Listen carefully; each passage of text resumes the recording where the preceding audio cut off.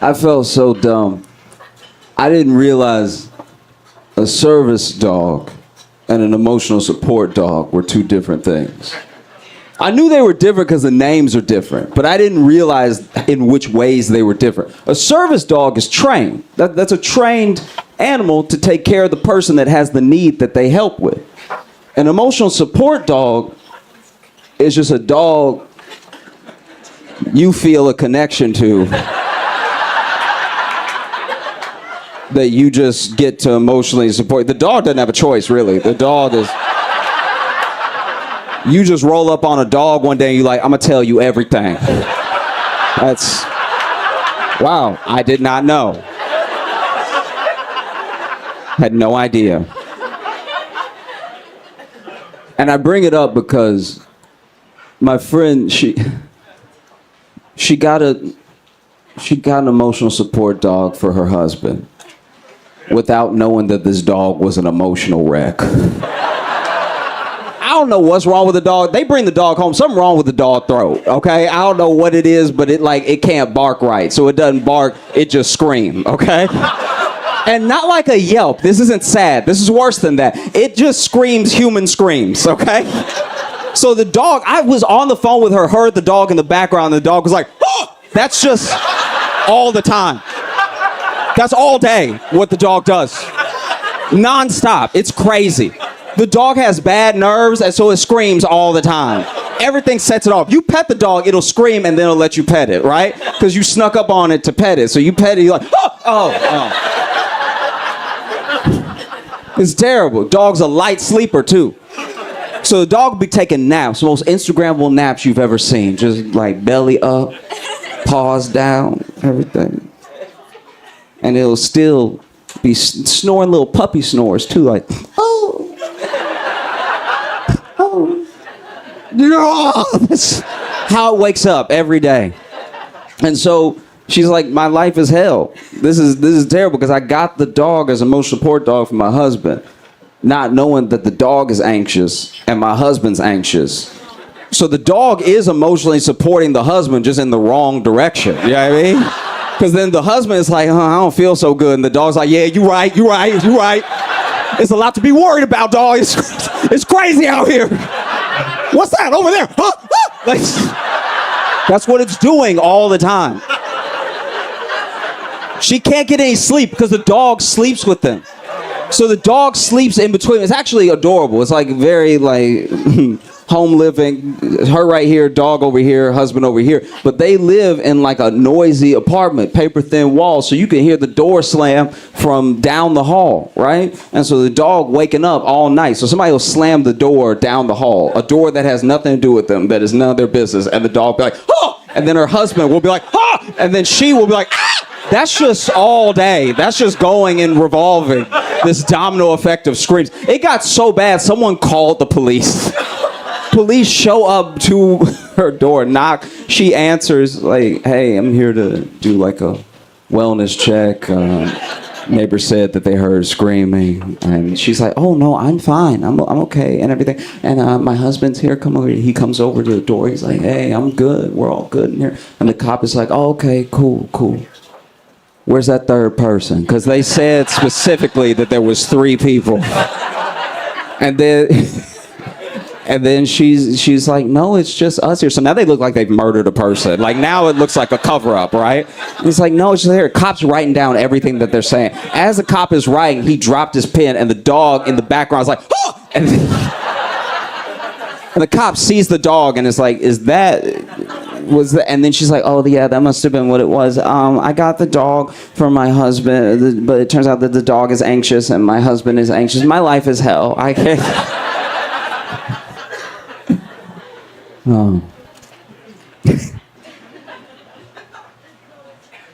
Okay.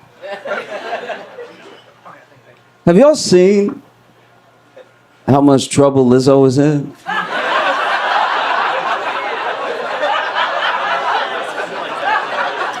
This is crazy.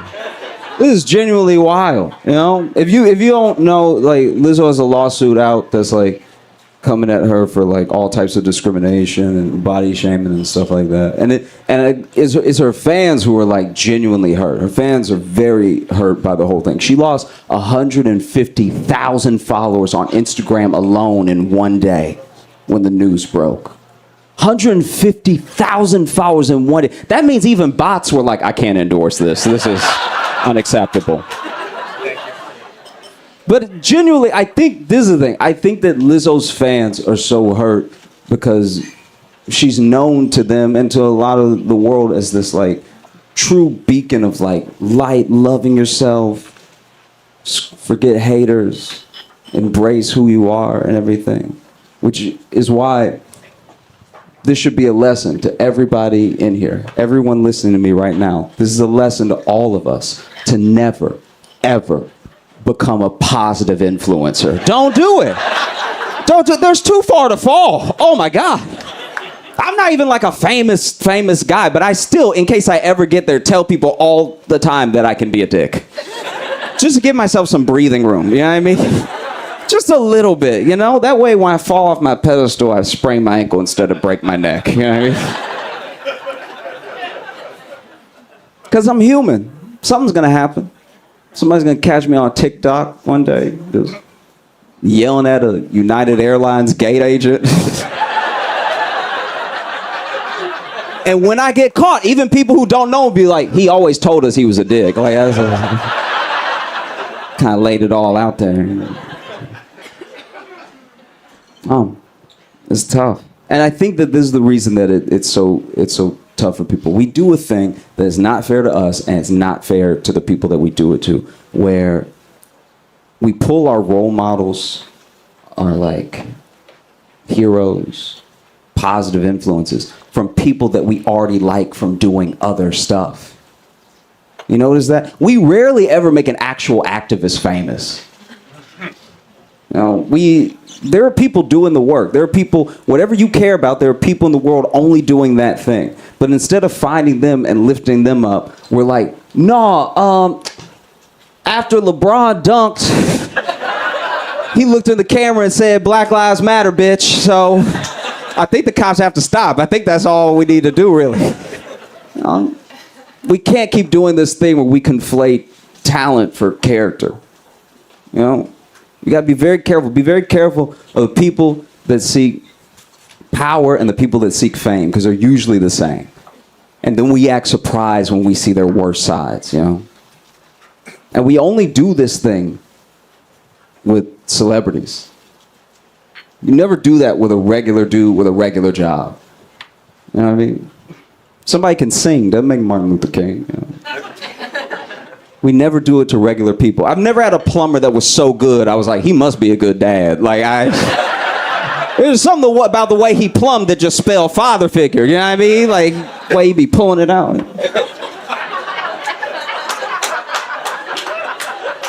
I go the other way now. Now when I see somebody super talented out here dancing, popping and locking and stuff, I'm like, oh, he probably beat people. Like, I can see it, yeah, because he knows the moves, he knows how to choke, you know what I'm saying? And we don't know. We don't know what happened. We can feel how we feel, but we don't know, right? But I will say, it doesn't help that Lizzo hired Cosby's lawyer. That's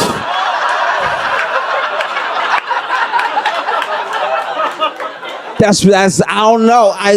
We don't know, but that doesn't feel good. You know what I mean? It just doesn't. I don't know how to describe it, but if you ever told me, you told people and you confront me and you were like, you did this thing, and I was like, hey, I didn't do that shit. Give me the nigga that Cosby got. All right. Like I said. Oh. Doesn't sit well, you know. All right. I have to go soon.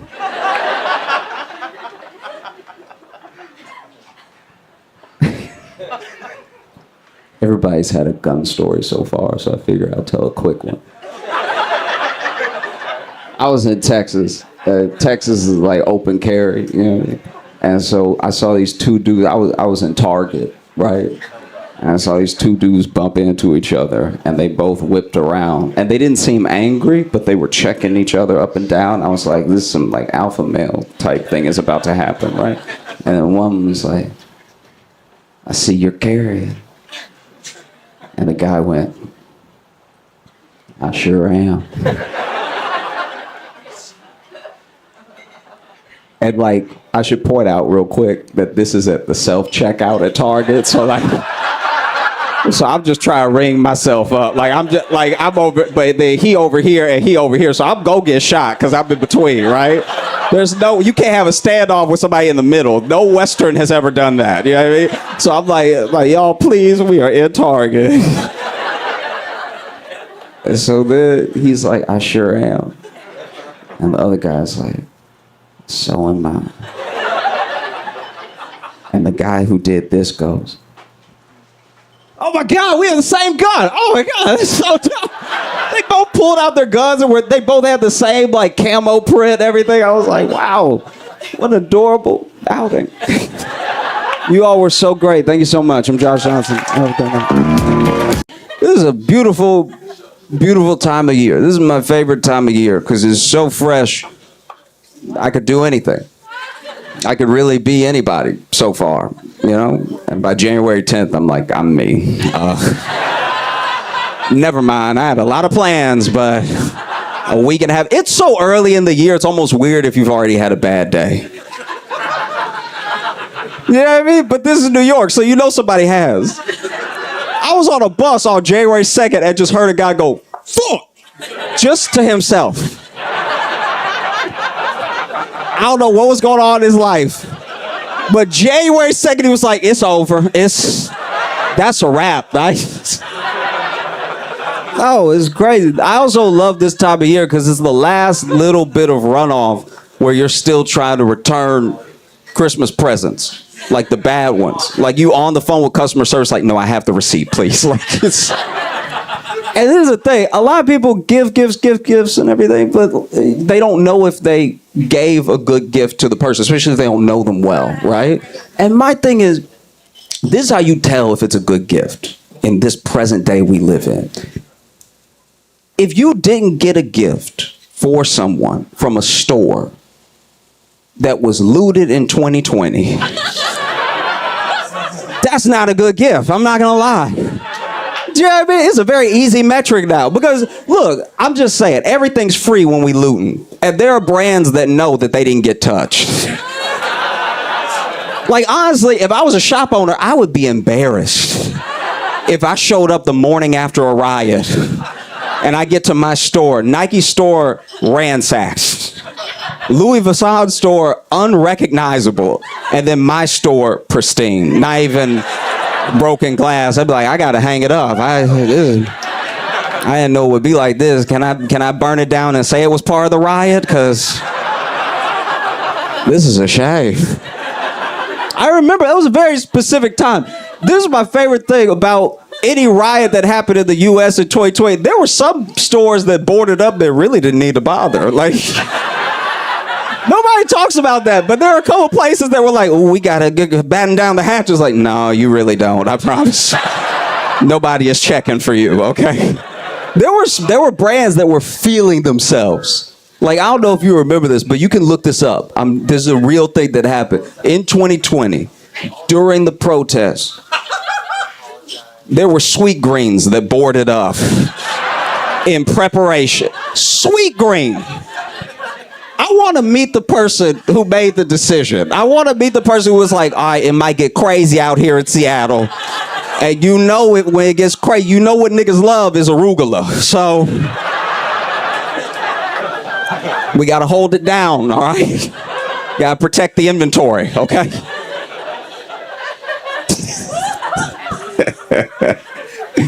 Oh, no, you don't need to bother. You know, I said all that to say if you got me a Christmas present this year, a gift card from Sweet Green, you fucked up. That wasn't the move. You bought me grass. Have y'all been watching that Squid Game show? Okay, if you haven't watched it, then genuinely, I'm begging you, don't watch it. Okay, if you don't know what Squid Game is as a show, Squid Game, the show is a Korean drama.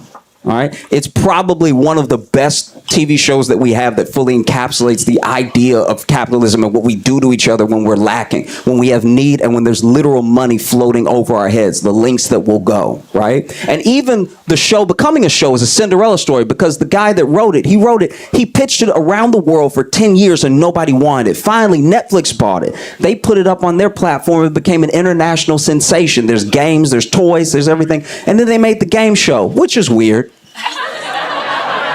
That's pretty odd because that means they also watched the show and they saw what a commentary was on the human psyche when it comes to money, when it comes to access and everything. And then they were like, yeah.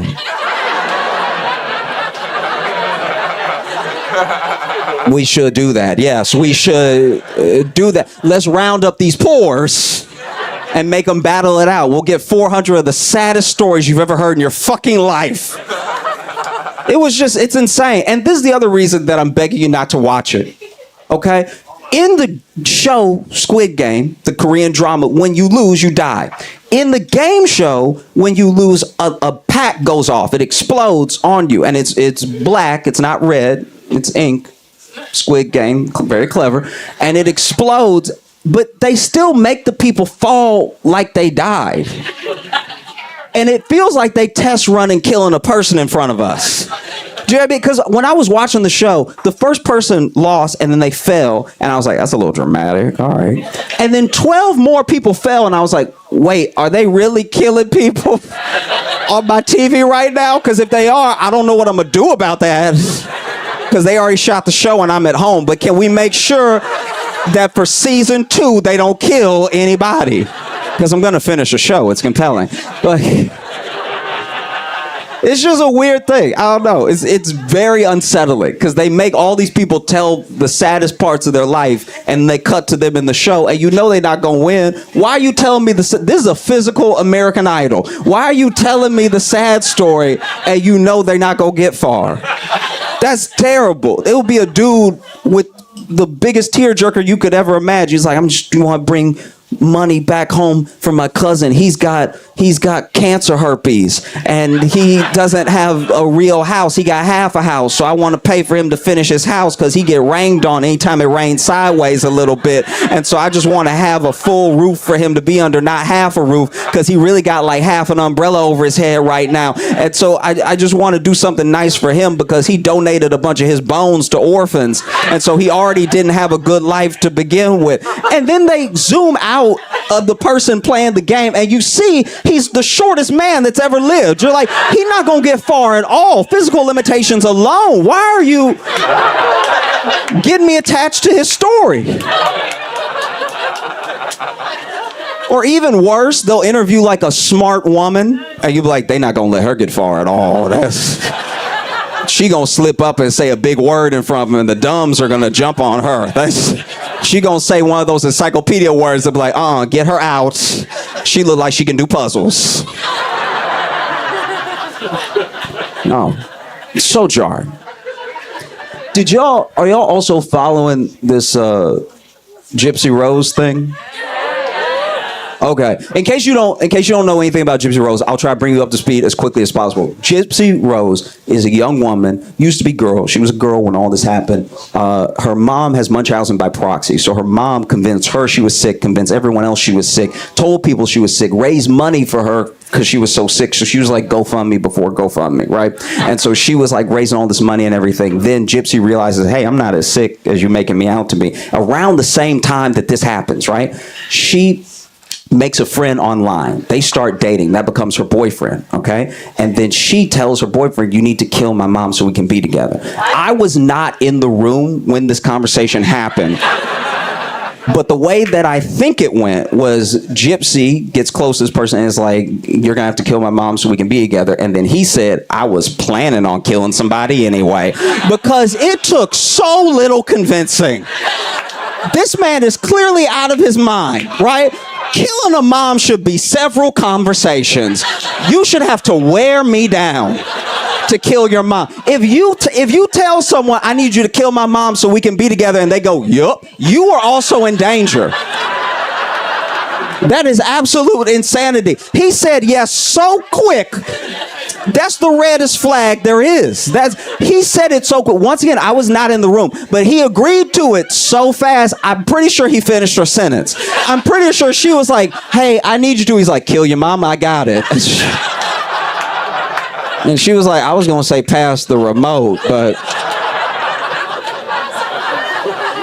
Okay, and so then that's what happens. They meet up, and then he kills the mom, and then they get caught immediately. They get caught so fast. I was genuinely disappointed in them. I was like, you couldn't make it a day. You got caught. They got caught so insanely quickly, and so then they're not together anymore because then they flipped on each other and everything. And it's hard to stay together when you first 48'd each other, like. Where you just immediately like, it was his crazy ass. I said it at once and he did it. And so then Gypsy got way less time than him, and she got out. She's out now. She got like 7 years. He got life because I'm pretty sure she only had to remind him once. I'm pretty sure she only had to be like, hey, that thing about killing your mama, yeah, it's on my calendar. All right. And look. I'm just saying, the main thing that they did wrong, besides killing a person, the main thing that they did wrong is that they didn't really understand the internet the way we don't really understand the internet. So all they did was have the most incriminating conversations online, right? I'm pretty sure they Skyped at one point. I was like, can you stop doing recordable stuff? And so then she gets out, and I saw like a TikTok of her, wishing everybody well, thanking everyone for wishing her well and everything, saying Happy New Year's. And then she said something interesting to me. She was like, I'm spending New Year's with my dad, my stepmom, and my husband. I was like, husband? And I was just shocked. I didn't know she had a husband. So I looked into it, and she had met somebody, and they got married in 2022, and I looked him up. Have y'all seen the husband? Yeah. Y'all seen it? Okay. That man looks more like the Kevin James meme than Kevin James. I was genuinely blown away. There's a picture of him with Gypsy Rose where he's like, and it's not even a diss. That's just his swag, is that like cheeky, everything. And then apparently some people were coming for him online for some weird reason. I have no idea. And then Gypsy came to his defense, and she was like, it's okay, baby. They're just jealous because the D is fire.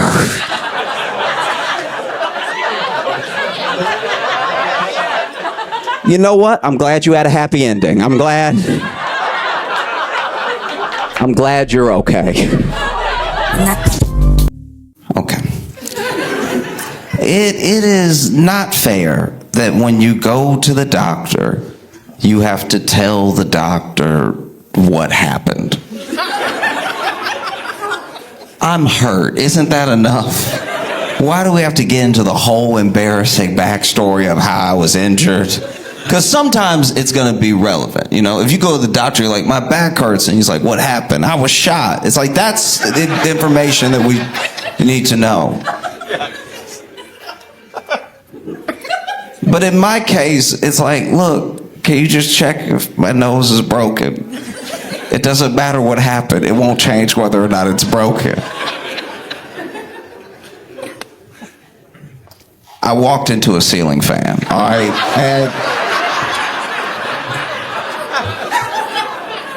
And I understand you're thinking to yourself how you're not tall. I was on a ladder, all right? I was on a ladder, and I was trying to change the light because this place I was living at the time had these sconces, and the sconces were the ones that were built where the whole sconce is the screw. All right, so you just have to turn this forever.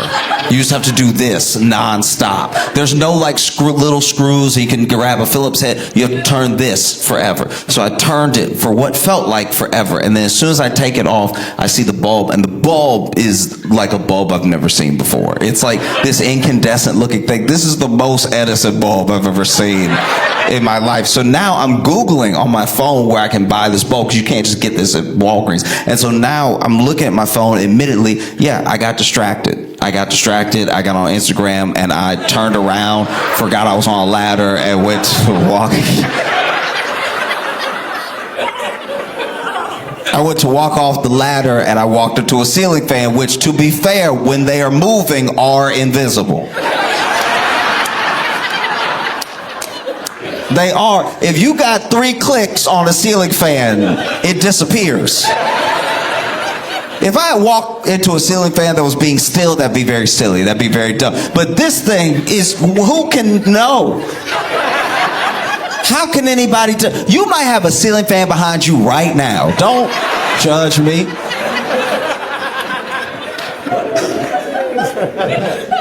And so I walked into him and it knocked me. And then, yeah, you know, I went to the doctor. The doctor was like, what happened? I was like, do we really need to, you know, I just wish once I could go to the doctor and the doctor's like the doctor from The Pit. And I walk in and I sit down. They're like, we got a ceiling fan right here. We got a ceiling fan. They just already know what happened and how to fix it. They help me with my personal life too. Look, don't walk in any more ceiling fans, and you know, you should listen more. Oh, because admittedly, yeah, maybe the ceiling fan saved my life. I was walking off a ladder anyway.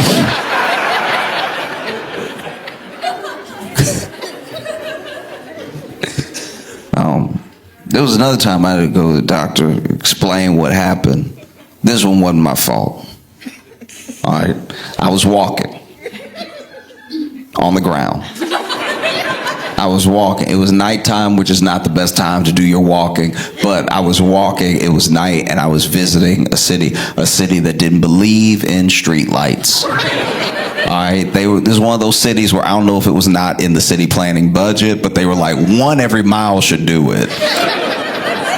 And so I'm walking across the street, and it's pretty dark, and that's when I get hit. I get hit hard by someone on a bicycle that didn't have any lights on, right? And so from my perspective, though, you gotta stick with me here. All I know is it was dark and it hurt. Like, I can't give you any relevant information to what happened, all right? I was told later I got hit by someone on a bike, but at the time, all I heard was, huh, and then I got hit. I didn't know what had happened. Like, I didn't know if it was a ghost, something being dark and hurting you does sound like the devil. Maybe it was Satan. I have no idea, but I got hit hard, right? I heard, whoa, and then boom. And when you get hit in the dark, you don't know up or down, especially if you fly. Like, if you get hit hard enough, even when you land, you don't know you've landed. And so, look, this is embarrassing, but okay. So I got hit, and I don't think I flew, but I definitely was off my feet for a second, right? And so then, because I didn't know what hit me, why I got hit, or where the ground was anymore, I just started screaming.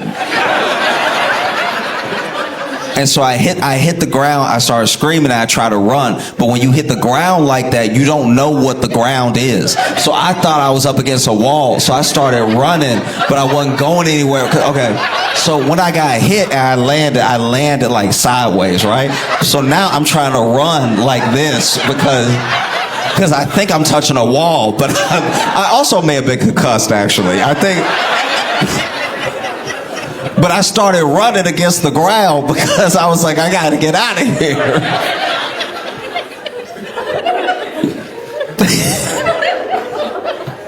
Oh, it was bad. But I will tell you, one of the worst times to go to the emergency room and have to explain an injury is when you were backyard wrestling. Backyard, back in the day, just with your friends, backyard wrestling. Because you would watch wrestling, you want to do some of the moves. And I'll tell you right now, everybody's got their different metrics for rites of passage and coming of age, being a man. I'll tell you this right now. I made one up on my own. Since they're all made up, I threw one in there too. You're not really a man until you have been put through or put somebody else through a folding table, all right? There's nothing like, so watching somebody go through a folding table is one of the most entertaining things America has come up with, all right? Forget all the art we do, all right? Sending people through folding tables is purely American. You won't even care about what's happening, but then somebody will go through a folding table and you'll be like, that was pretty cool though. That was actually awesome. One of my friends had to go to the hospital because they were backyard wrestling and they got him in the position, you know, grabbed his neck and he's over here pretending, what's gonna happen? He knows the table's right behind him. What's gonna happen? Oh no. And then they both jump up together and he gets thrown into the table, and this was a particularly strong table. This table didn't break at all. So this landed on a table.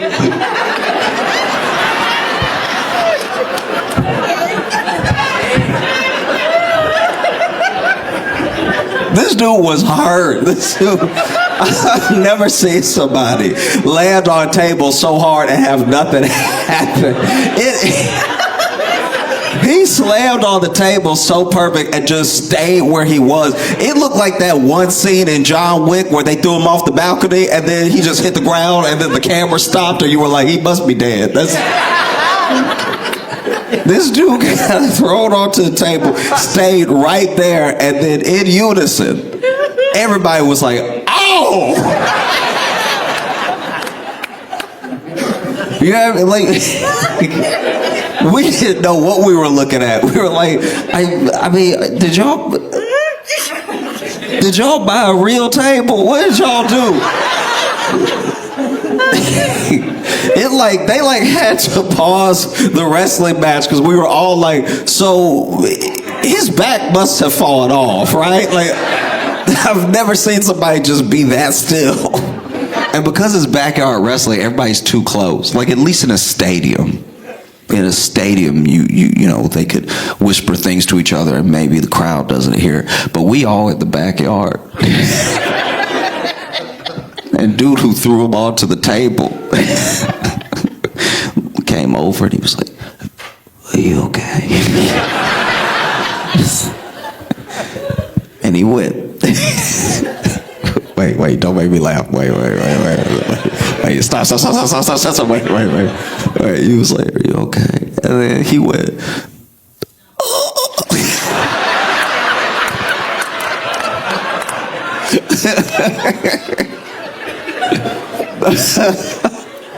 Now you sit in the emergency room, doctor asks you what happened, you like, the table didn't break. Because going through it's very different than the chair. The chair was a mistake.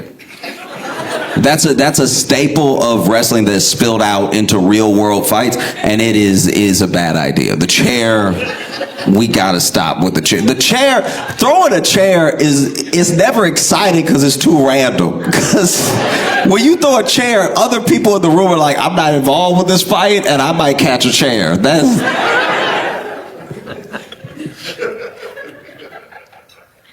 Throwing a chair is the only time that the audience wasn't having fun in Jerry Springer. Do you know what I mean? Like, people would be doing all sorts of stuff on Jerry Springer, and people would be fighting and everything. Everybody, yeah, Jerry. As soon as somebody threw a chair, people, oh yeah.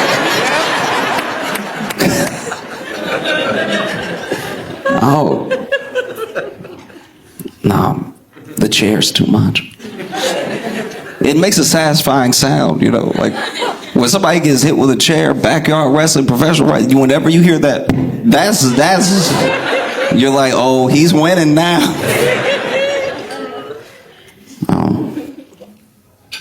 I've never really been able to fight. Like, I don't fight. Like, I don't start fights and I don't really fight. But I've been in fights. Like, I have fought. I've been fought, but I didn't fight. Like, and it's not because I'm a passer. I tried to fight, but I didn't fight. Like, if you had seen me fight, you'd be like, he moving. He is moving, but he's not fighting. Like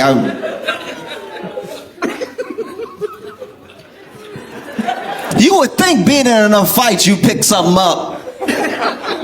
And it turns out you can come to each new fight with the same zero amount of knowledge about how to fight as you had in the last fight.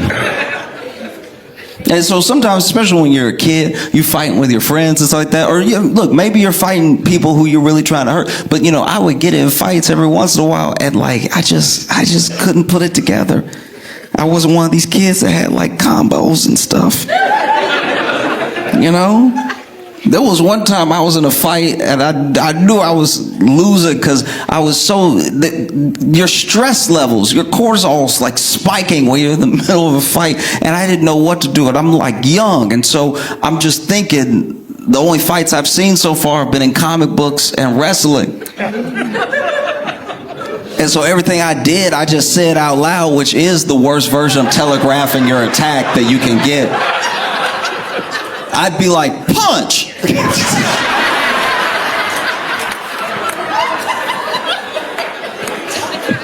Kick, elbow!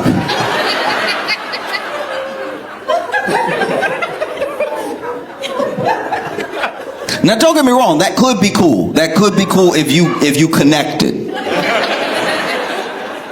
If you connected, that's very cool. Because now you're beating somebody up and you're like, punch, see? Punch, punch. That's dope. I was saying punch and missing.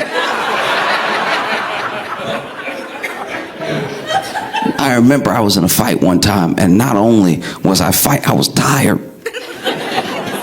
No one really in movies or TV take in the tired element of a fight, because it hurts and it takes a while to swing the way you want to swing, and after you swing and punch air a few times, you're like you can't. Do you know what I mean? If you mid-fight, you're losing. I didn't know the rules of fighting, because here's the thing. When people talk about rules of fighting, it's usually nothing in the eyes, nothing in the groin, but there are rules to fighting if you're trying to show that you can fight that I broke because I didn't know them. And one of them is taking a nice, long, deep breath that you need mid-fight. If you are in a fight and y'all back up a little bit and you go, they know they got you. They know, ooh, you're cooked. If you over here, no, we were in this fight and I was dog tired and I was losing. I was tired and punched. And so even now when I'm trying to defend myself, I'm over here.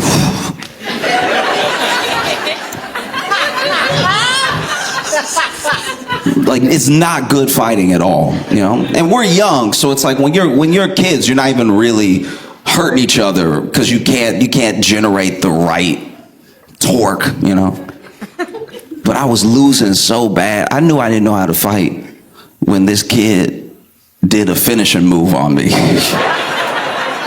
Do you know how bad you got to be fighting for somebody to do a move that doesn't make any sense to advance on you? This is one of the most disrespectful things that's ever happened in my life. So basically, I'm over here, I'm trying to fight him off and everything. And then he had so much confidence. I was fighting so poorly that I instilled the confidence in him to come up with a finishing move. Because you could tell this wasn't a move he knew he was going to do that day. This wasn't a go-to move. He literally was fighting and I was doing so bad, he had time to be like, what else? What else? And so I'm backing up because I'm trying to catch my breath and figure out how to swing and everything. And this dude ran up, clicked his heels, and punched me in the face. No, not at all, no. That is not okay. You're not gonna click your heels at me. Oh, yellow brick road attack. You can't.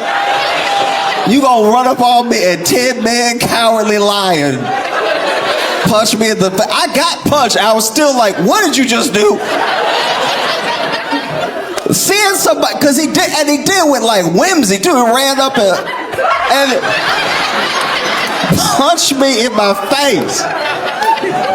I'm over here holding my eye like I finally understand gun violence. I really do. Because it's like, you can't just roll up on somebody and punch them in the face, click your heels in the air.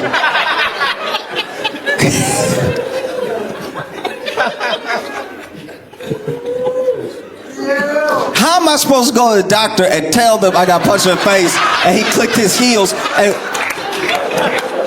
you embarrassed me in front of everybody I got to tell this story to. Even when it happened, I was like, I'm never going to let this happen again. And then it happened again. That was a different look. It was a different fight. It was a different kid. But then this kid, you know, I had some better cardio by now. Now I wasn't as tired. I wasn't over here being like, I was more like, and this kid, he got me good, pieced me up, right? And then he loved to kick. He was good at kicking. And so he was also tall, so I couldn't get in close and everything. He knew how to keep the distance and stuff. And he saw me at my weakest and decided to, must have seen the other fight because he decided to come up with a finishing move too. But this one made me even more angry because this one just didn't even make any sense. Like he went to kick me, but first he went, and then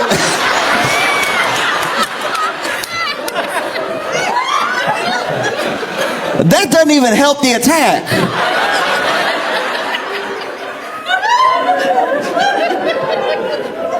Oh, I was furious. I was in a fight one time, and look, this is why you come to get tips on how to fight in the streets. But I didn't know this when I was fighting. Okay, so this kid also kicked me, right? And kicked me in my hip, right? Which didn't hurt, but it did move me. And when you get kicked in a fight, whether you get kicked or you get punched, no matter what happens, when you're in a fight, I didn't know this, but when you're in a fight, you cannot, under any circumstances, say ow. That will undercut your entire position, all right? As soon as you say ow, you lose it, right? So I got kicked, I was like, ow!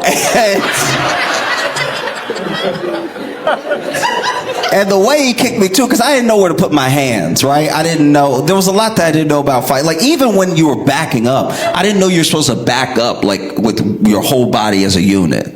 Like I didn't know that when you're trying to get distance, right? And you staying on your tiptoes and you staying bouncy, that you're supposed to back up like back, right? I didn't know that it was like back like that. So then I went to back up and I was like, and that.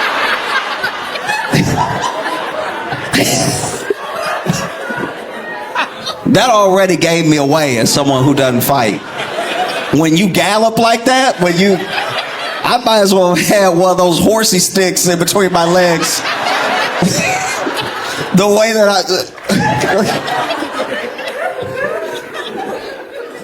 I was thinking to myself, I was like, all right, I gotta do something because he's doing different stuff. And so I thought to myself, okay, maybe I'll be able to pull off a finishing move right now because he kicked me in my hip, which already put my hand out here, right? So in my mind, I'm like, hey, I'm just gonna come around. This is the cross, right? I'm gonna come in and just knock him clean out. Cover right across the chin. He's gonna go to sleep. I'll be standing over him. Look at you now. When he wakes up, I'll be like, tell me what happened. And I was thinking all this in my head in real time. Even as I was swinging at him, I was like thinking about how I was about to knock him out. The problem is my eyes are not the best, which means my depth perception is also not great. And so on the way in, I wasn't doing what I thought I was doing. Like I thought so much about the punch without actually adjusting for the punch. So by the time I saw my fist again, it wasn't like this. It was still like this from over here. So I just go and hit him.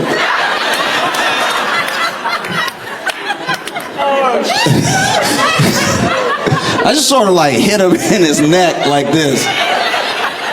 Honestly, by the time my fist was like back in my sideline, I was like, that's not right. And then there wasn't enough time to change it. So I just sort of clubbed him on his chin. And apparently, whether you're defending or attacking, you're not supposed to say ow. Because I did come back in like, ow!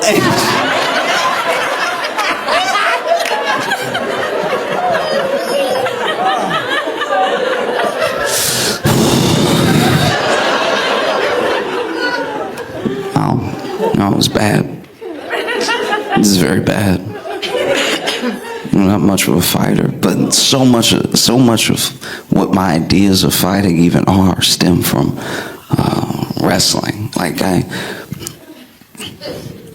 loved wrestling when I was a little kid. When I was like 7 years old, wrestling was my favorite. These people were like my heroes, you know. Huge fan of like Kevin Nash, Sting. Sting was big, you know. Goldberg, Stone Cold, Steve Austin. And look, you know, I was young and I was watching every week. I was watching religiously. Just these people were incredible. They put on such incredible shows, and they had like these mind-blowing physiques, and they were doing all these stunts. They were picking each other up and throwing each other like they all didn't weigh 300 pounds. I was even a huge fan of Hulk Hogan. Look, we didn't know back then, all right?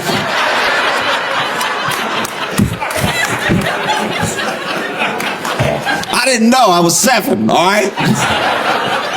I was 7 years old.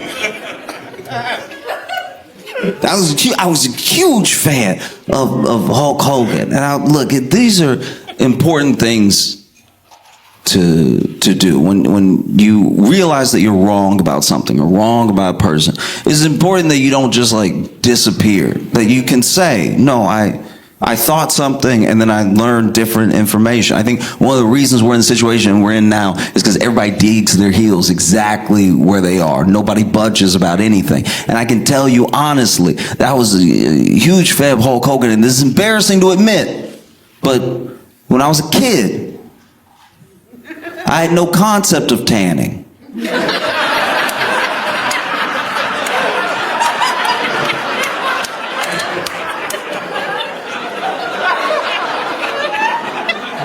I didn't know what tanning was. I took people at face value. And so when I was 7, Hulk Hogan was my favorite African American wrestler.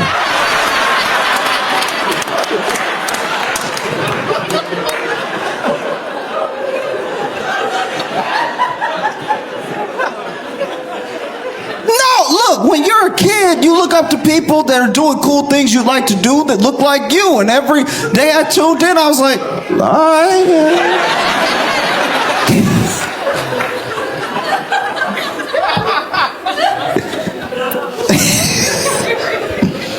Now, I was sure Hogan was black. I was positive. You know what I mean? He had like his swag about him and everything. He was calling everybody brother.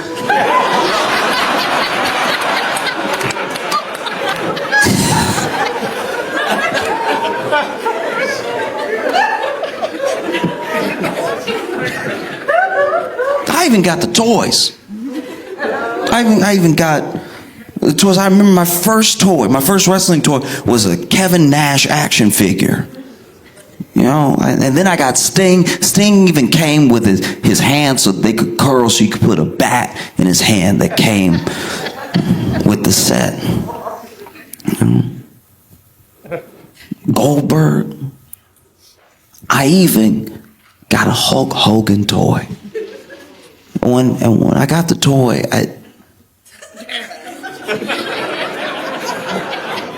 admittedly, I wasn't deterred from the idea that he was black because I was used to dollar store toys where they, you know what I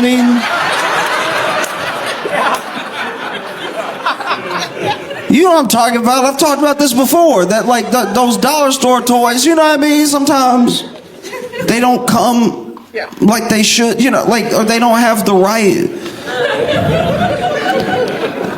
Like they don't have the rights to make a Superman toy, so they make a Man-Man. No, yeah, if you weren't up on that Man-Man, you gotta get that Man-Man toy. Man-Man was great. He was clearly like 3 different action figures put together of stuff that didn't sell from China. Had like a Superman head and had a He-Man body. Had the feet of a horse.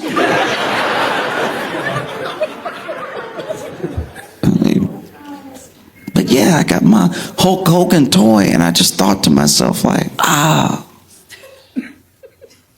they didn't even finish painting them. They didn't even, like, I'm sure he upset. Yeah, he's over here. This is shoddy workmanship. They didn't finish at all.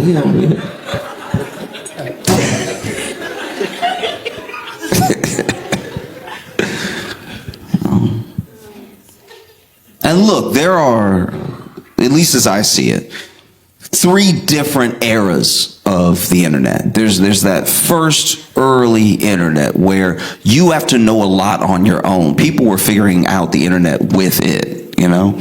Like, if you wanted to do something, you had to really know how to code, or you had to be able to get into a system yourself to get the result that you wanted. And then we entered another era of the internet where it became a little bit more user-friendly. Things were just easier. Navigating, like all search, all these things became easier and it became more a part of our lives. And now you fast forward to the present time that we're in, where the computers and the internet at large are like completely intuitive. Like they're doing things for you that you don't even really think to ask for, you know, probably to our detriment a bit, you know, like the way that things are so easy that you don't just have autocorrect now, you have like predictive text trying to finish your thought as you're typing and everything. And in all 3 eras of that internet, it seems like Hulk Hogan had a leak tape of him saying the N-word. Like, it's just a lot of N-word instances for one person. You know what I mean? We haven't caught Tucker Carlson yet, but we got Hulk Hogan. This is crazy. And admittedly, I remember when that first one dropped, and people were up in arms. And you would think, you know, obviously me being a little black boy, especially from the South, and hearing this ugly word in so many different settings, you know, you would think that me hearing one of my heroes say something like that would destroy me, you know. Here's this dude saying the ugliest thing that I've heard, you know, before I even understood it. And admittedly, at the time, this tape comes out, and I'm still young, and so I was like, he's black, yo, he's...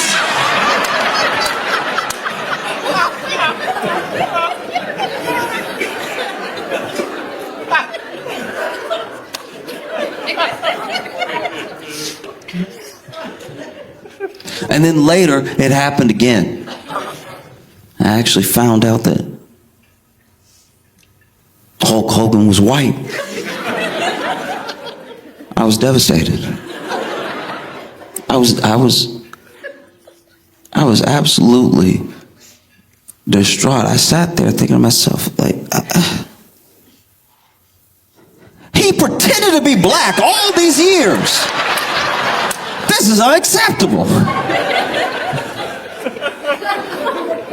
Because they have this documentary series on Netflix that came out about Hulk Hogan, tracks his career and stuff like that. And the thing that I find most interesting about Hulk Hogan is that his trajectory, his story feels so deeply American. Like every part of it. And it actually feels American in the way that we as a country are experiencing life on the world stage right now.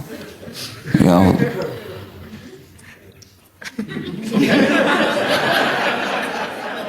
It does. Like Hulk even fought Iran. Like he fought the Iron Sheik.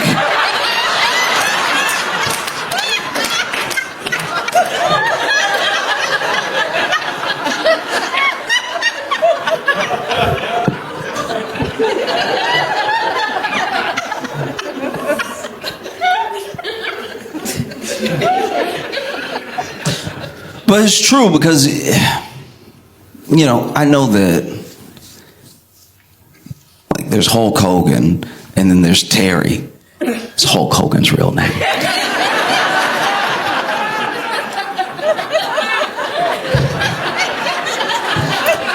It's a tough thing as a child to find out your hero named Terry.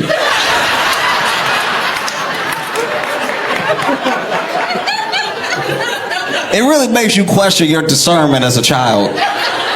Never mind you accidentally think he's black, but Terry...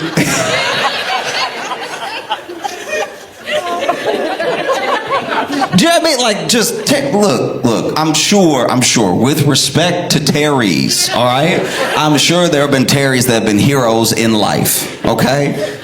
But Terry, it just does sound like the name you scream when somebody's gonna get up and win a fight. If I'm screaming Terry watching a fight, it's Terry, stay down. Terry, no, be still, Terry.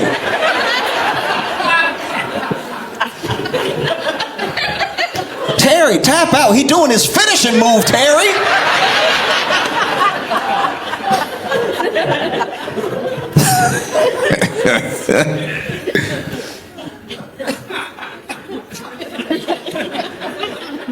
Yeah, there's Hulk Hogan and then there's Terry. And people saw a lot less of Terry. Even his family said that eventually, when we were with any of these wrestlers, there's just a little bit of them that slips away. It feels like they're performing all the time, you know, especially, I imagine now. I imagine if you're a wrestler now, it's completely different. At least back in the day, you knew when you were going to be on TV and you knew when you were going to be at home. And now, because everyone has a TV in their pocket, you kind of have to be in character all the time. If you want to maintain this character, you can't really let that mask slip. And so there's Hulk, and then there's Terry. Just like there is the American dream, and then there's reality. Because the dream is fire. The dream is very cool. This dream that we have, I'll go ahead and say nothing like it. Nothing like it anywhere else. I don't know of another place that people go to achieve that country's promised dream. Then there's reality, which is a stark difference. At least Hulk Hogan and Terry are the same size.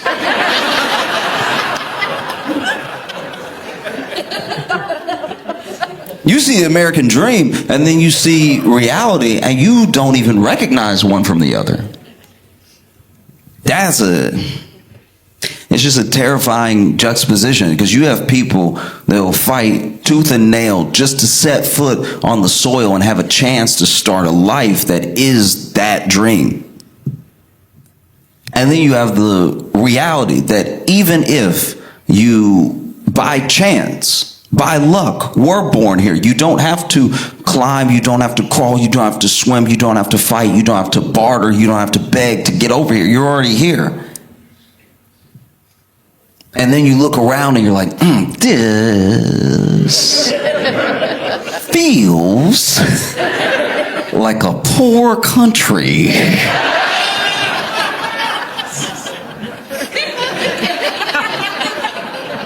I don't know. I'm not the only one not doing well. It's kind of everybody.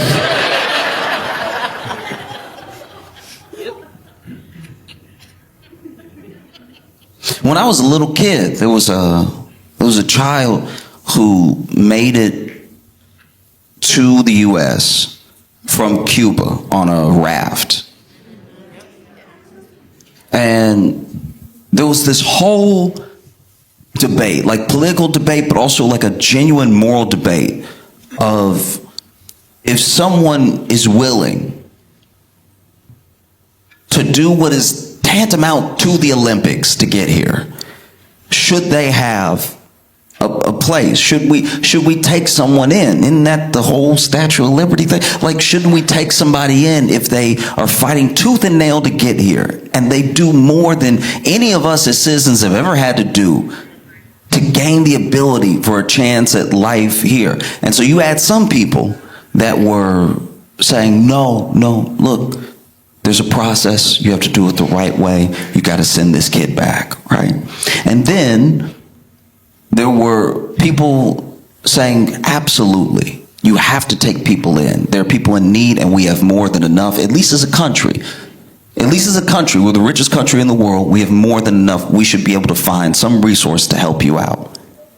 And then there were people like me at that time. I was also a kid. And I was like,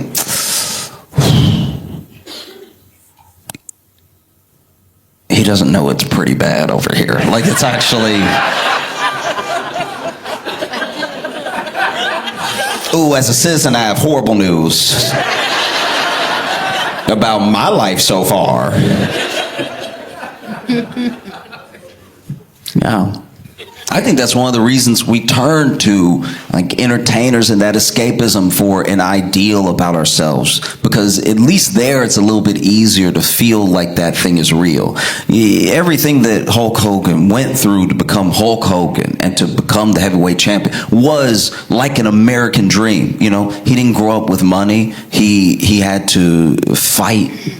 He had to break his body. He had to be given chances, and then he had to take every opportunity possible, even when those opportunities looked like they were slipping him by. You know, Vince McMahon gave him a choice. This is the dad senior, right? He gave him a choice. He was like, if you go do that Rocky III movie instead of your promo that you're supposed to do for me, you're fired.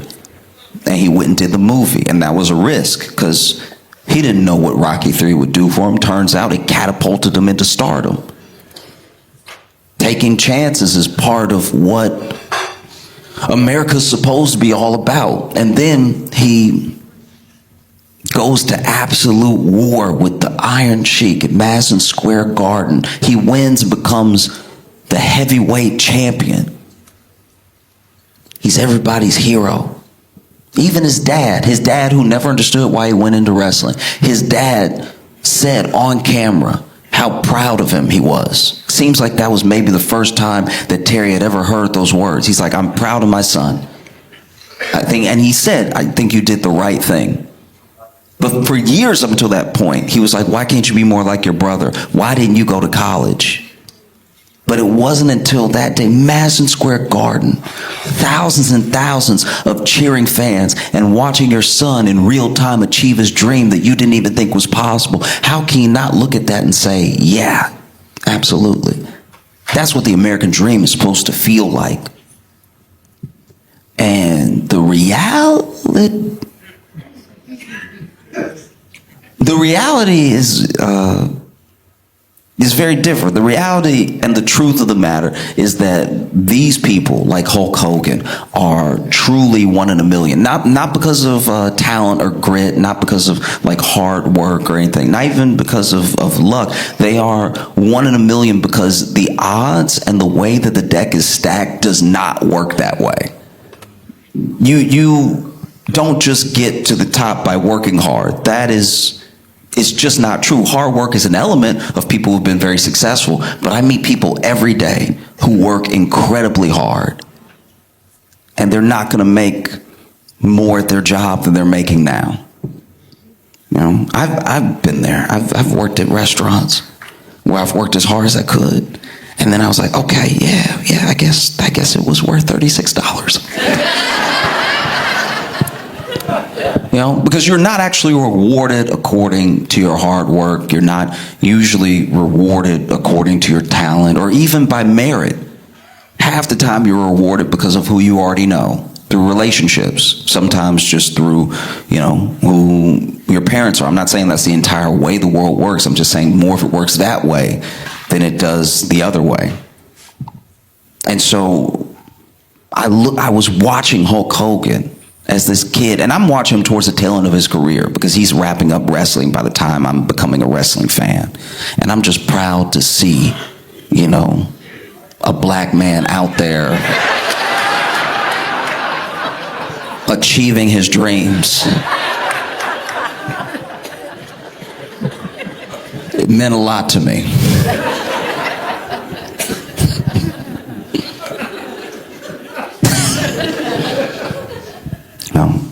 And then you see, I don't know, you see things shift.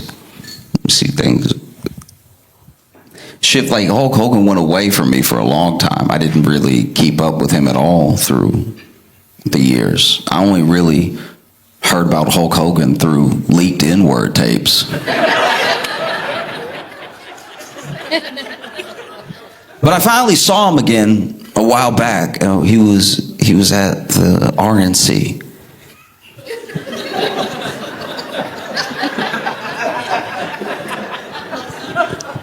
And he was ripping his shirt for Donald Trump. Yeah. When I was watching it, I was like, I don't fully get why you would rip do what you want.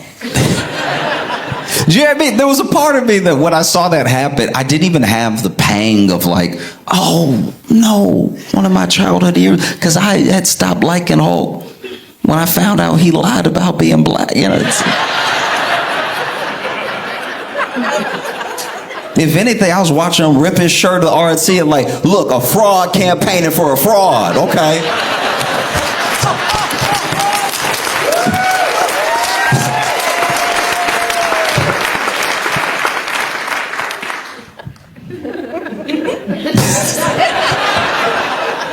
You know what I mean? We're at war and we don't even know why. We're just doing stuff. We have no idea why. We're just doing things. At least Hulk knew why he was wrestling Iron Sheik. If you asked him, like, what are you doing this for the world town, brother?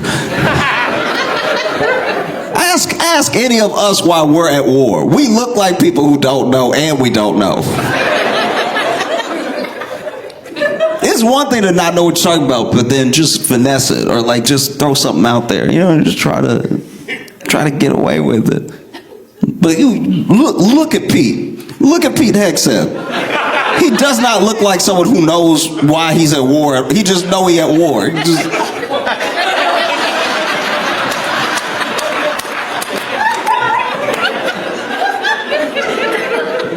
Marco Rubio trying to gaslight everybody. I've told you why we're at war several times. I've told you so many times. This is the same stuff that like my parents would do if I asked like a good question as a kid. Whenever you ask a good question, adults be like, we already went over this. It's like, no.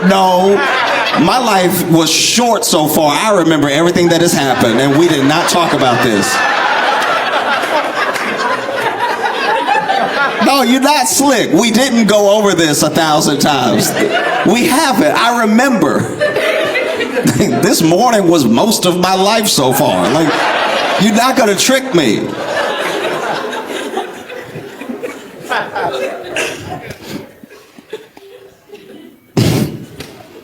Even Trump doesn't know why we still at war. He tries to act like he does. But you notice every other post he does, the war is over. I feel like he's trying to do that until it's true. Like he can confuse Iran, be like, we're not even over there anymore.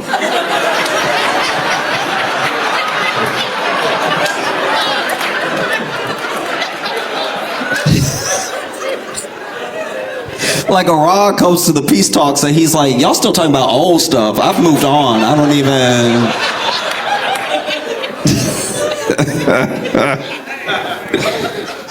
No, because this is bad. This is bad. This is very bad. This is very, very bad. I watch the news and have the opposite feelings. You know, I used to watch wrestling and wish it was real.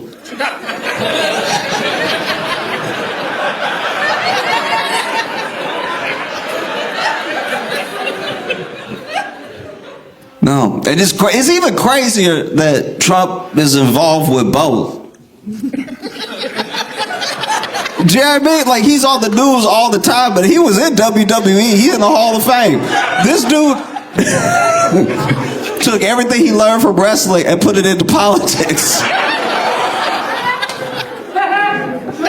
And now we're over here paying the price. That was one of the goofiest timelines I've ever seen. This doesn't make any sense at all. bad. This is bad.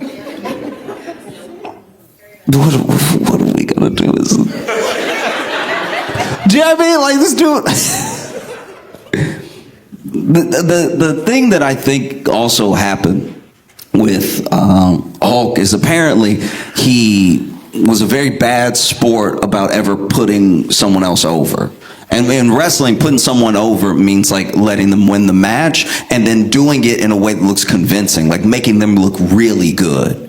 You know, like he had that epic, one of the best wrestling matches of all time with The Rock. And in that one, The Rock won.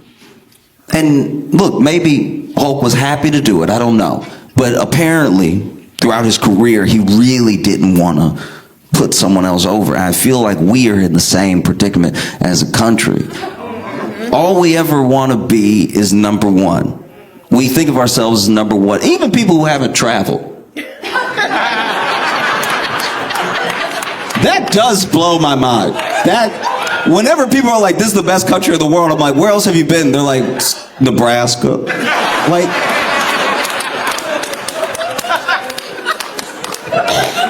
what are you doing? You don't get to say that unless you've been to at least one other place. You don't know.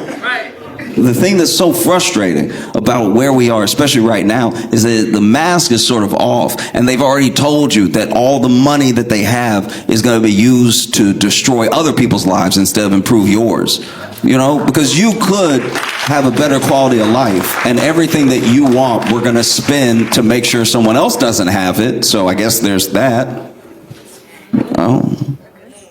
Number one in so many different things, got most money, got biggest military. We also like the number one in serial killers too. I don't know any country doing it the way we do it. I'm not seeing, I go to other countries and watch their Netflix and they don't have any of the Netflix documentaries that we do about the very specific kill. Even our serial killers are running out of gimmicks to try to stand out. Yeah, I don't know anybody out here serial killing like us. Do you know what I mean? Like every once in a while, I guess they catch somebody, but that's like a very specific type of like psychopath. We over here got people. They're just like, I don't know. I just feel like dressing up like a doll and killing everybody. It's like we have a very specific type of thing happening here I don't see anywhere else. Number one. It's our obsession, because if we're not number one, then who are we? Most of what we're doing right now is to stay number one. We will be number one at all costs, no matter what it does to us, to our reputation, to the rest of the world. We will be number one. In fact, if we can't be number one, we'll just crash the entire world. And it just kind of feels the same as, you know, Hulk Hogan never wanted to put somebody over. It's like, and for a little while that didn't bother me. It didn't. Like seeing Hulk always win, even though clearly the other person was like a better wrestler, or I even liked them a little bit more. But I gave like Hulk a pass because I was like, he's a black man out here trying to do his thing.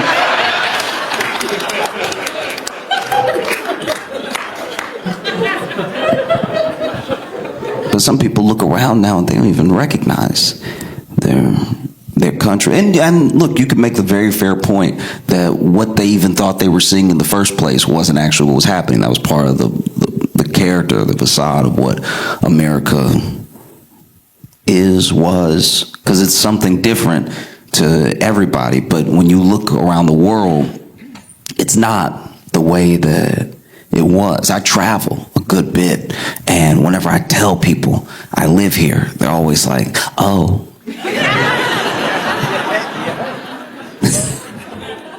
You know? And so it's a hard thing to contend with, because you look at someone like Hulk, right? And Hulk would be in all these commercials, once again, cartoons. He'd do all these events for kids and everything. And he would even say to them on TV and in person, you want to be like the Hulkster, you work hard, say your prayers, and take your vitamins. And even as a kid, I was like, vitamins?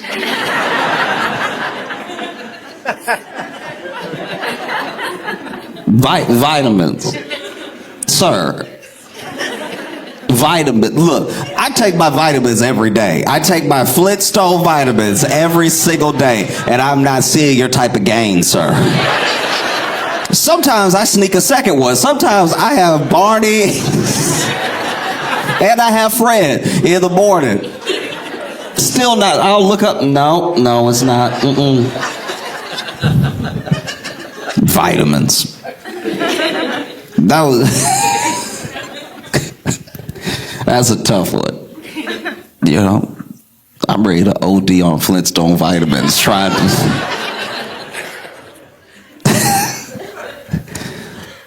to be just like Hulk Hogan.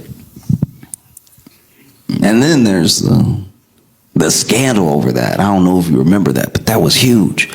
There was even a court case about it. Vince McMahon was on trial. Hulk Hogan was out here going on Arsenio Hall saying that he had never taken steroids at all. He just, he's like, the only time I took steroids was prescribed by a doctor for my surgery. I don't take steroids. I don't do that stuff. And then the whole country, everybody watched Arsenio Hall, and everybody that heard about it was like, huh? Come on, Hulk. Vitamins? No. But then there was this big scandal because he admitted that he did take steroids eventually. And I think a lot of people, myself included, were like, duh.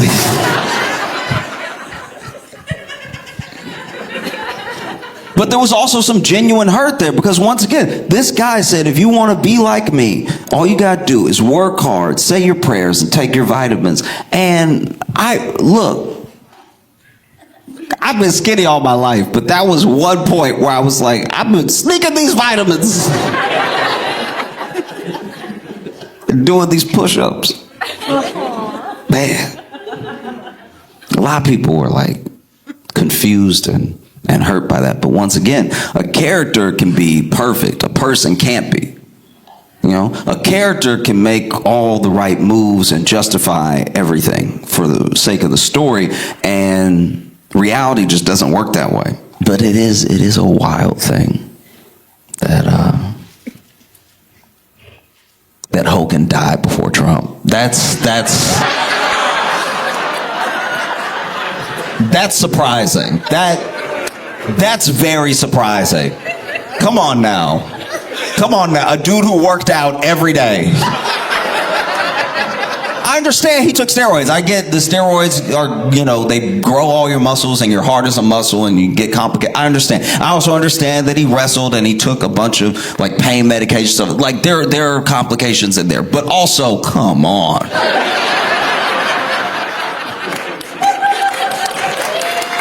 Do you know what I mean? If I were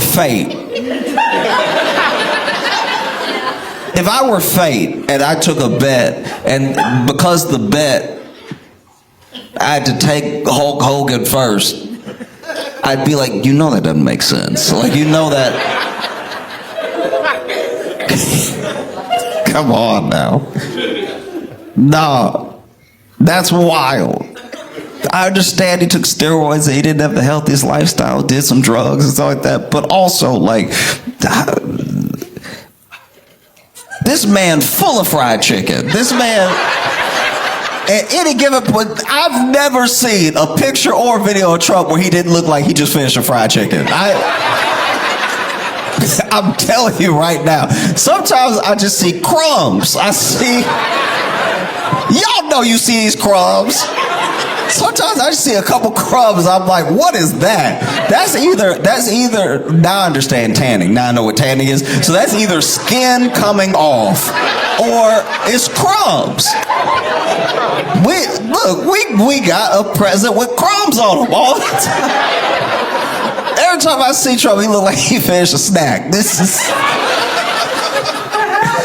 He full of crumbs. We have a crummy president. This man is covered in crumbs. At best it's dandruff, but I think it's crumbs.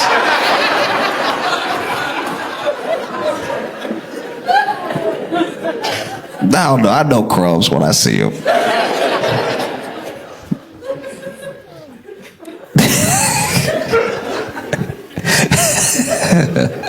Yeah, no, it's weird. It's very weird. Because it doesn't even feel like Hulk is gone in a way. Not really. Like, I don't know. I just, any day now, I expect another tape to come out. And like, I expect another tape to come out. He'll be like, listen, brother. That's not type of language we use over here anymore.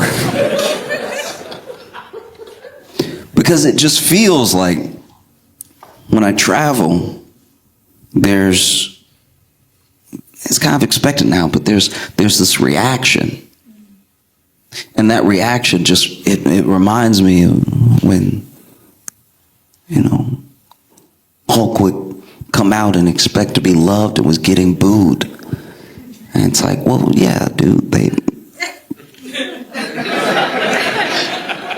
sort of found out who you were, so and then you can't really now separate the person from the character because the person drives everything the character does. And it's not until you get a little older that you come to that realization. And America works the same way. There's the American dream, and then there's reality. There's the ideals of America, and then there's what we actually do. There's life, liberty, pursuit of happiness. Those are three very big things that sound very good. And it's hard to find like any of the three now.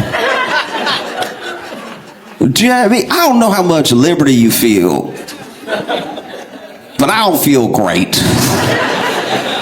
I don't feel fantastic, And there are some people that do that sort of contorting of their worldview to fit the narrative for the story that's in front of them. You would see it happen with Hulk, where people who stayed diehard Hulk fans and didn't care whether he was good or bad would come up with any justification within the storyline for why he was doing what he was doing.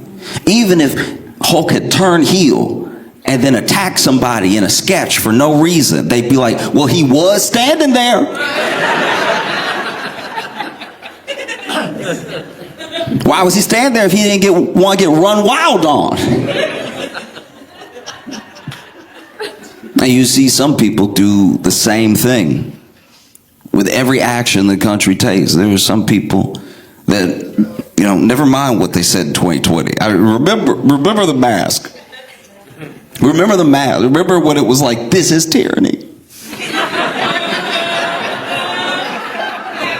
Look, I understand if you didn't like it. Like, I didn't love it. I definitely felt like I was snorting mask all day. But, like, this is tyranny. Tyranny. This is tyranny. This is tyranny. The tyranny.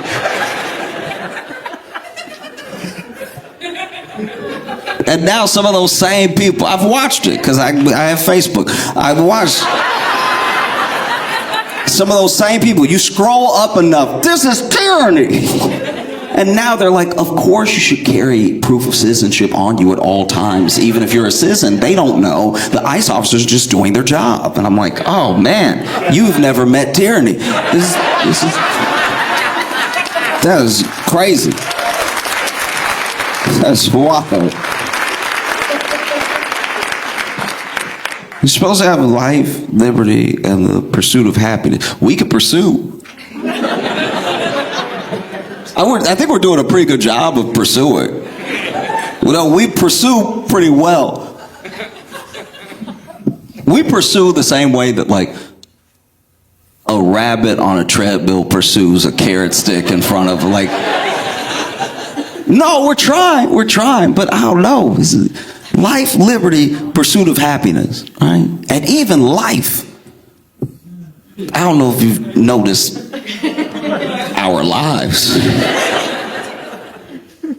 But man, feels like we've had a lot of our lives sold over. like almost feeling like it's been sold out of our hands to a degree. I mean, you look around and people can't even control the circumstances around them when it comes to environment. You might buy a home, an already nearly impossible feat for the average American, depending on where you live, and you buy this home and you take a risk just so that you can own something. You can own a piece of America. You can have your own land, your own little kingdom to yourself that you feel safe and secure, that you know that you worked for. Because remember, hard work, right? It's a staple. But then the data center moves in and skyrockets your electricity bill up, is making constant noise, poisons your water and everything. I mean, that doesn't feel like much of a life.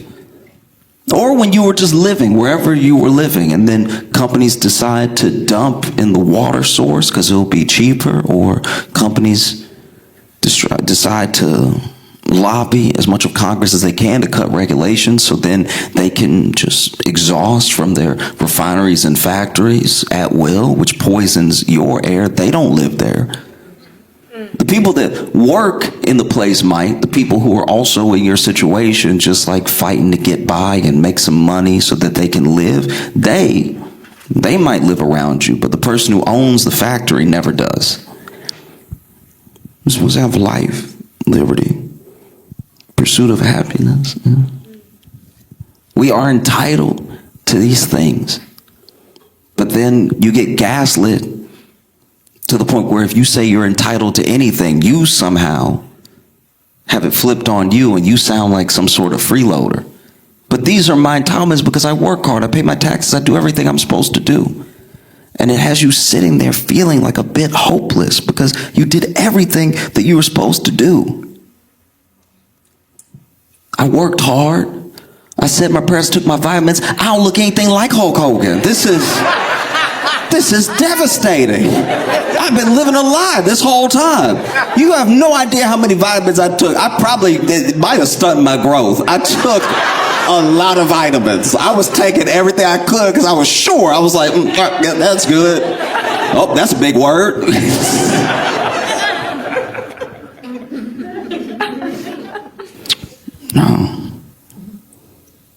No, it just feels so incredibly rigged, the political system, financial system. Even when you get a little bit of money and you try to use it to get ahead, there's jealousy and envy all over the world. That's not like a thing particular to us, but you try to get ahead, and I'm not even talking about ahead of other people. Let's say you have the best of intentions and you don't care about the Joneses and you're not trying to get ahead of your neighbor. You're just trying to get ahead so that you have some breathing room for being ahead. You have some breathing room for yourself, so that you're not coming home from work every day like in a fight that you feel like you're losing, you know what I mean? And so you just try your best to get ahead, and then even our financial system doesn't do you any favors because now I guess we're just a casino. I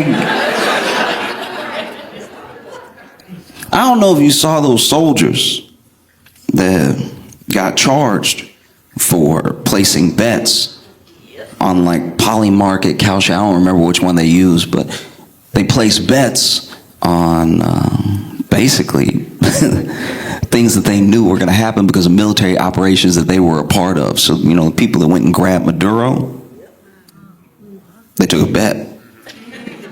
And I don't know how much they made. $400,000? 400,000. That's it. That doesn't feel good at all.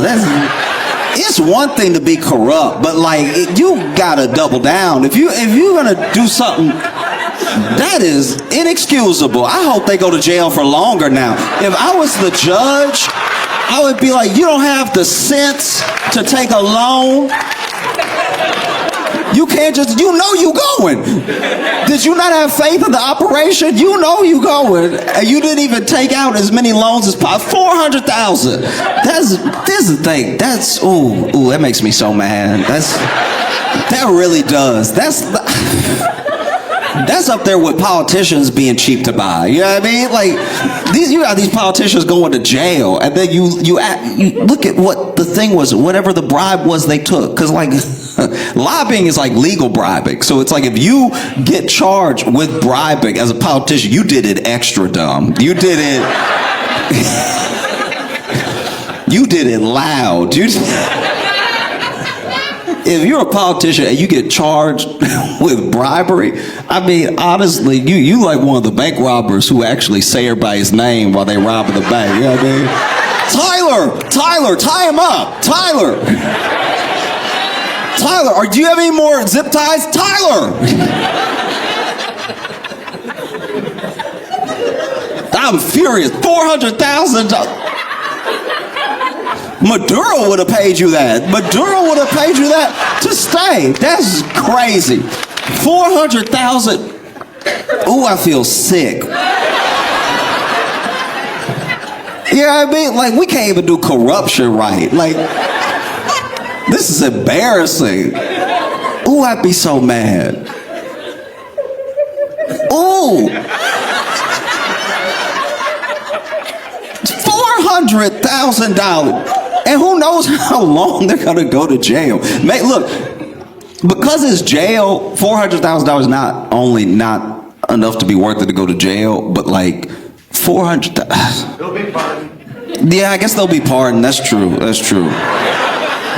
That's true. No, that's fair. That's fair. They'll get a pardon, but that makes it worse because now it's like I bet you Trump won't even pardon him because he'll be like $400,000.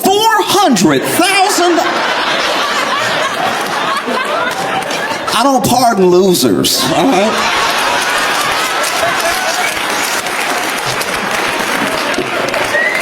$400,000 is such an embarrassingly low number for what you had. You had intel. You had actual intel and a bet that like only you could place. Imagine if you were allowed to bet and people actually got in on it of the next step that you might take if you're going to use your left foot or your right foot, something only you know. And then you're like, how much money you want to put? Only you know.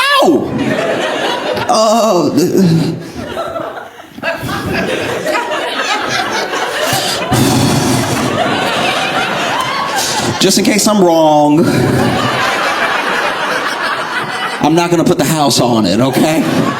What if I think right and I go left? Like, oh, I hope they don't get a pardon. That's so stupid. 400,000. Oh, I'm gonna lose my mind. I actually like this. Yeah, this is bad. Ooh wee.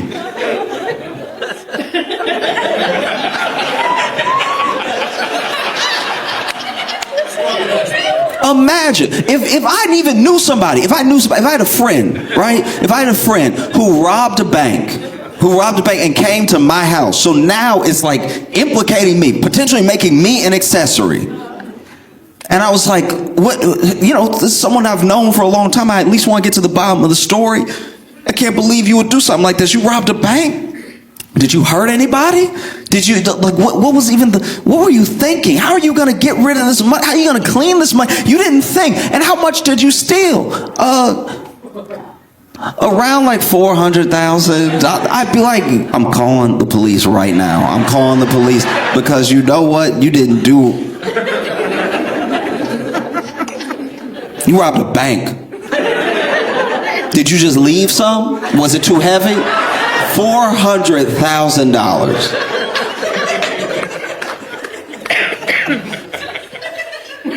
That's ooh.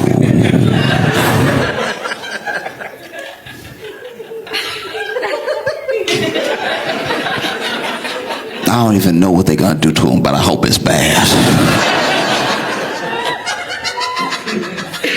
$400,000. You had sensitive material intel and a bet that was a sure thing.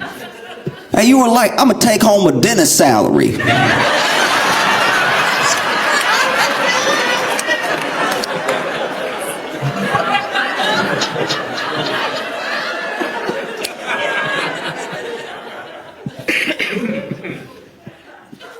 we gotta do better as a country. Like, you know what I mean? Like, if we're gonna be a scam country, we gotta be a scam country, you know? NFTs went for millions. NFTs, worthless now. You remember that NFT that sold for, I think it was like $62 million, whatever like that, right? Now, apparently, it's worth $2,300. I know. And look, the person who bought it clearly had that money to spend and wanted to be in the headlines and was just, you know, a vanity buy.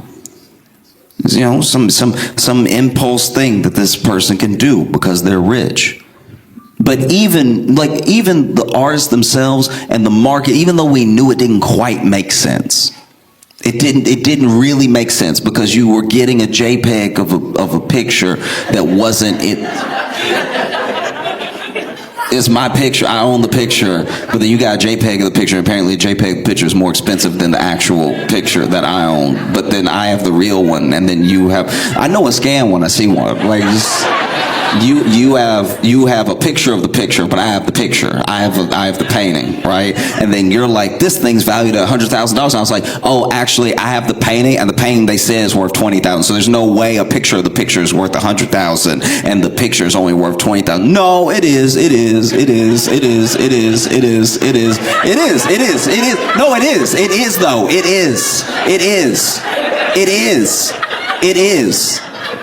is. For 2 years, and then it's not at all, and then it's not worth a dime. People bought NFTs that then ended up losing the link.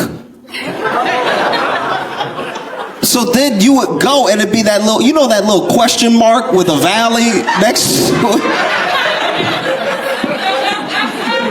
That would be your 100,000, right? That little question mark, little valley. Might even make that old Windows 95 sound.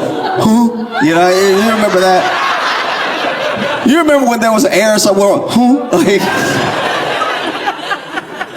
it was worth so much money until it wasn't. But even a $64 million purchase that ends up being $2,300 is not as dumb as knowing what's going to happen for your bet and walking away with $400,000. And I don't even know how to like navigate it right now. Admittedly, I don't. I can't tell people what to do. I know that there are people much smarter, much braver than me, already organizing, already running for office, already pushing for a better country. And I think that it's important that we give those people our time and attention, and we point our efforts towards the things